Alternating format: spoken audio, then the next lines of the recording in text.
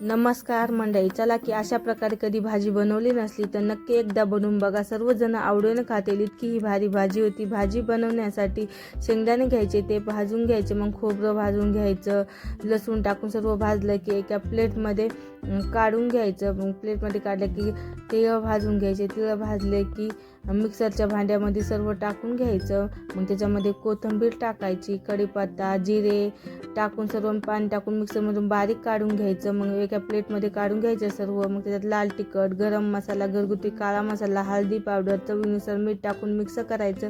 वांगे चिरून घ्यायचे, मग त्याच्यात मसाला भरून घ्यायचा, मसाला जास्त भरून घ्यायचा. मग तेल टाकायचं, मोहरी टाकायचं, त्याच्यात वांगे टाकून घ्यायचे, त्याला परतून घ्यायचं. 2-3 मिनटं परतले त्याच्यावर झाकण ठेवायचं. 2 मिनटं झाकण काढायचं. राहिलेला मसाला टाकून घ्यायचा त्याच्यामध्ये, त्याला पण 1-2 मिनटं परतून घ्यायचा.